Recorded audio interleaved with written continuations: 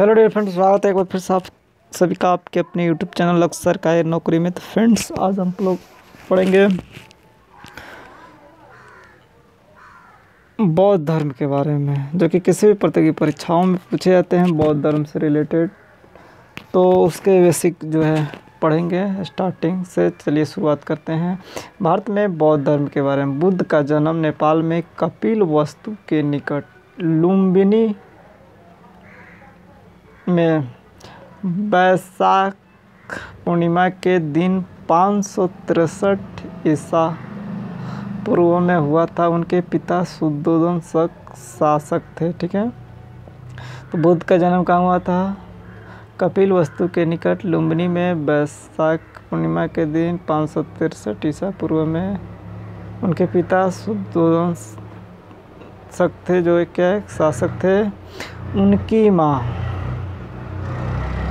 महामाया कौशल वंश का उनके जन्म के 7 दिन बाद ही निधन हो गया।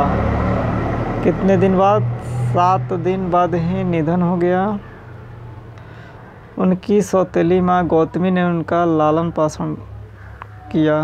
सौतेली माँ जो है उनकी कौन? गौतमी। उनकी जो माँ थी महामाया कौशल वंश की थी, और 7 दिन के अंदर ही उनके जन्म के समय निधन हो गया। 7 दिन के 16 वर्ष की आयु में यशोधरा से इनका विवाह हुआ। 16 वर्ष की आयु में यशोधरा से इनका विवाह हुआ। उन्होंने 13 वर्ष तक विवाहित जीवन जिया। ठीक है, और इनका एक पुत्र था जिसका नाम राहुल था। 29 वर्ष की आयु में सत्य की खोज महाविनिष्करण या महात्यागी भी कहा जाता है।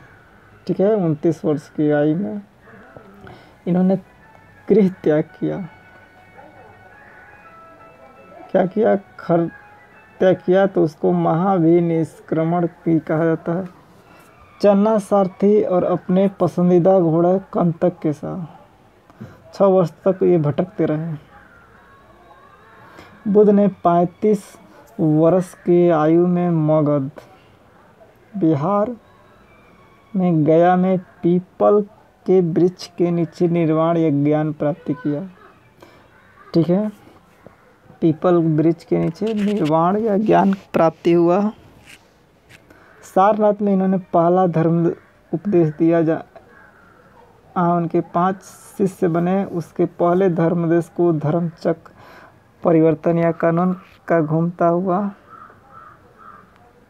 चक्र कहा जाता है। ठीक है, गृह त्याग किए हैं तो महाविनिष्क्रमण और उपदेश दिए सारनाथ में जो पहला धर्मचक्र परिवर्तन।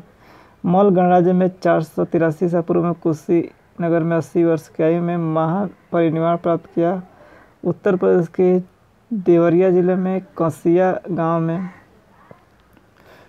बौद्ध संगीतिया बुद्ध जो है भिक्षु बुद्ध की मृत्यु के बाद 4 बार इकट्ठे हुए और इन घटनाओं को प्रभाव बौद्ध धर्म पड़ा। प्रथम संगीति राजगृह में कश्यप के स्थान में राजा अजातशत्रु था।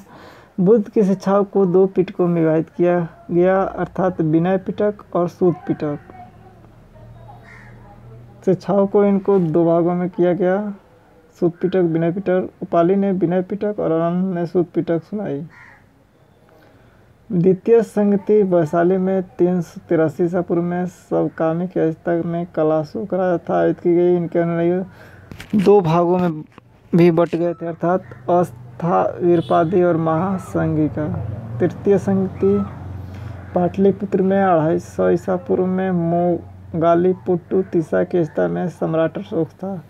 अशोक की गई। इन संगति में त्रिपिटक का 3रा भाग पाली भाषा में कोडित किया गया। ठीक है, चौथी संगति कश्मीर कुंदलवन में वासुमित्र के अवस्था में 72 ईस्वी में राजा कनिष्क के द्वारा आयोजित की गई। बौद्ध धर्म महायान और हीनयान संप्रदाय से विभाजित हो गया। अब देखिए बौद्ध साहित्य। बौद्ध ग्रंथ पाली में जो समय त्रिपिटक में भेजा जाता है, अर्थात 3 टोकरी के रूप में बौद्ध ग्रंथ पाली में जो विनय पिटक बौद्ध मठों में अनुशासन के नियम को शुद्ध पिटक सबसे बड़ा बुद्ध के उपदेश का संग्रह। अभिधम्म पिटक बौद्ध धर्म के दार्शनिक सिद्धांतों की व्याख्या। तो ये सारे इम्पोर्टेंट फैक्ट थे बौद्ध धर्म से, जो कि अक्सर पूछे जाते हैं, बेसिक्स से हैं और इन्हीं से सारे आपके प्रश्न बनते हैं किसी भी एग्ज़ाम के लिए।